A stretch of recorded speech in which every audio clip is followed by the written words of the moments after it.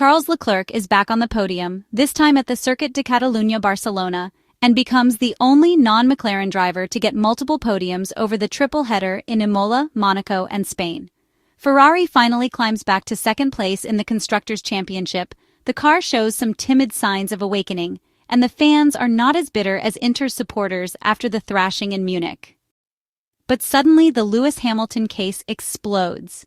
The seven-time Formula One world champion, hired by Maranello to revive the team and provide direction for the years ahead, is turning out to be a poor copy of what President John Elkann and the other executives had expected. We are not the ones saying it. Lewis Hamilton himself did so after the Barcelona race, in which he finished sixth without ever being in contention for the podium despite starting from fourth place, succumbing to sadness in front of Sky UK's microphones. His exact words were the following: "It was a bad day, it was terrible, I don't know what to say, it's probably just my fault." In short, a surrender. Let's be clear, Lewis Hamilton is a good person, as well as a great champion. He accepted Ferrari's challenge not for marketing reasons, as some would like to believe, but because he was convinced he still had great cards to play. Sure, he could become a key player again, confident he could win. Instead, aside from that spark during the sprint race in China, he has really only encountered disappointment. And rather than fading, this disappointment just continues, dragging him into a vicious cycle from which it seems he can't escape. In comparison to Charles Leclerc, he has consistently lost out in terms of both speed and strategy. Occasionally, misunderstandings with the Ferrari pit wall have surfaced, even though it is staffed by top-tier professionals, starting with engineer Riccardo Adami, who manages his car. But fundamentally, Lewis Hamilton is not at ease with the SF25 single-seater. The Briton just can't drive it the way he wants, unlike Charles Leclerc, who always manages to adapt to the Ferrari's limitations, maybe because he is used to compensating for years of shortcomings and suffering. And what about Ferrari? In the first 9 races of the 2025 Formula One Championship, it has not been competitive, and the usual promises about upcoming aerodynamic upgrades that will, maybe, improve performance have resurfaced. This rhetoric does nothing to help Lewis Hamilton's frustration, his straightforwardness, or his need for clear answers. His words convey concern and even self-doubt, because the comparison with Charles Leclerc's lap times is relentless, raising the question of whether it is even possible for the 7-time Formula One world champion to compete on equal terms with his Maranello teammate. We are less doubtful than Lewis Hamilton, perhaps because we have the benefit of distance. In our view, when Ferrari gives him a competitive car, the British driver will be able to strike back, scare his rivals, and fight where he deserves. It may be true that the SF25 does not suit his driving style, but it is equally true that great champions, especially those of a certain age, tend to perform only when they have a car capable of winning. Examples abound. What matters is that Ferrari must act fast to save Private Lewis, because he is an investment that cannot and must not fail, even if, at the time of his move from Mercedes to Maranello, some within the team were already skeptical. Lewis Hamilton needs to recover his morale, spirit, and enthusiasm, assuming he has even managed to grasp, and we have no information on this, the Ferrari mindset, the Italian way of thinking, and the uniquely Maranello logic, which is often elusive and convoluted, especially for an Englishman.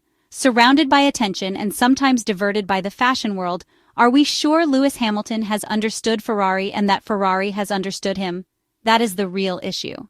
Alongside one crucial question, are we certain that the British driver, after this troubled start, is truly ready to face 2026, a season that, as of now, and this applies to everyone, to be fair, offers no guarantees? We have unlimited respect for Lewis Hamilton. Few drivers match his intellectual depth and analytical skills. He must find within himself the energy to endure these difficulties. But Ferrari must also do its part technically, by abandoning the wrong choices that led to this difficult start. If they improve together, we will see the real Lewis Hamilton again. If not, Ferrari will face yet another rebuild, and Lewis Hamilton will be left with the regret of having thrown away what should have been the triumphant finale to an extraordinary career. But there is still time, before anyone, including us, draws hasty conclusions. In recent days, former Ferrari team boss Mattia Binotto also talked about the Maranello team and Lewis Hamilton. He shares his opinion on the current F1 era under Maranello's direction, and he does so bluntly. There are personalities in the world of sport that are incredibly divisive. Mattia Binotto is undoubtedly one of them, at least in our part of the world. His long tenure at the helm of the prancing horse was marked by clear highs and lows. Unfortunately, the most successful periods were not enough to bring world titles back to the Italian side. They were too short to fuel genuine hopes of success. One of the defining traits of his management was the desire to centralize his powers. For 5 seasons, he was both team principal and technical director of the Maranello-based team, showing little inclination to delegate much, if anything. Despite relying on the unconditional support of his inner circle, the Lausanne-born manager always made decisions without listening too much to others. These decisions were not taken lightly, but still made with great confidence. After over 30 years at Ferrari, Mattia Binotto now faces the greatest challenge of his career. It's a difficult situation, but it doesn't seem to have started off badly. We are talking about Audi's entry into F1. Without a doubt, the German brand has no experience in the top class of motorsport, although it has written chapters of history in other, equally demanding contexts. Audi's debut is made possible thanks to the new regulatory framework, a scenario that should eliminate the technological advantage held by current teams in the paddock. Sauber's final season in F1 before changing its name has so far exceeded expectations. This is a team that last year scored only 4 points, thanks to Zhou Guanyu's 8th place in Bahrain. In 2025, after 9 races, the points tally has quadrupled. This is no coincidence, even if this is a transitional championship. Track operations have also clearly improved.